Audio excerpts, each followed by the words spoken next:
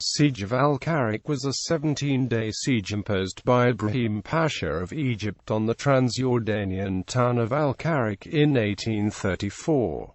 The Pasha laid the siege on the town in pursuit of Qasim al-Ahmad, the leader of the Peasants' revolt in Palestine, who had fled from Nablus to take shelter in Al-Karak. Egyptian troops looted the town and the countryside for 5 days, while Karak's famous fortifications were shelled with gunpowder and the town was reduced to ruins. The Karakis took vengeance upon the Pasha and his Egyptian army when Ibrahim Pasha was driven out of Syria 6 years after the siege. Background: the Peasants' Revolt was a rebellion against Egyptian conscription and taxation policies in Palestine. While rebel ranks consisted mostly of the local peasantry, urban notables and Bedouin tribes also formed an integral part of the revolt, which was a collective reaction to Egypt's gradual elimination of the unofficial rights and privileges previously enjoyed by the various classes of society in the Levant under Ottoman rule. As part of Muhammad Ali's modernization policies, Ibrahim Pasha, the Egyptian governor of the Levant, issued conscription orders for a fifth of all Muslim males of fighting age. Encouraged by rural Sheikh Qasim al-Ahmad, the urban notables of Nablus,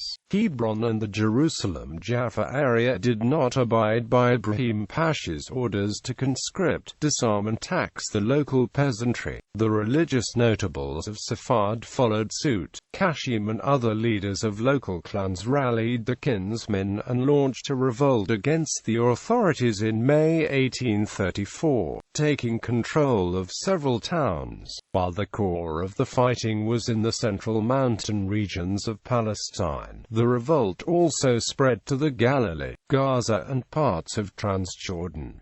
Jerusalem was briefly captured by the rebels and plundered. Faced with the superior firepower and organization of Ibrahim Pasha's troops, the rebels were defeated in Jabal Nablus, Jerusalem and the coastal plain before the final defeat in Hebron, which was leveled. Afterward, Ibrahim Pasha's troops pursued and captured Qasim in Al-Karak, which was under siege for 17 days.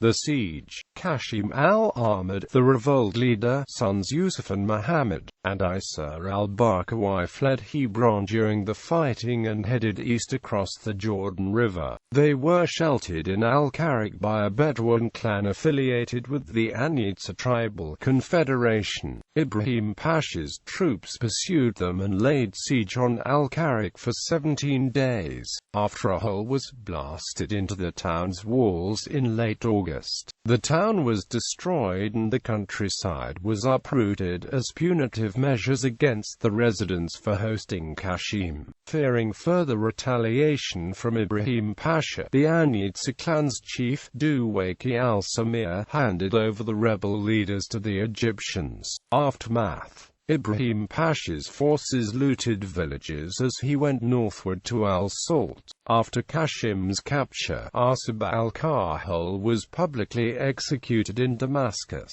Qasim's sons Yusuf and Muhammad were executed in Acre. His two youngest sons Uthman and Ahmad were exiled to Cairo. Ibrahim Pasha also had several other rebellious sheikhs executed in Damascus, including Isa al-Amra of Dura, Ali Rabar and Abd al-Jabir Barghouta of Bani Zaid, Yusuf Salama of Sela, Ismail ibn Simhan of Ras Kaka and Ismail Majali of Al-Karak.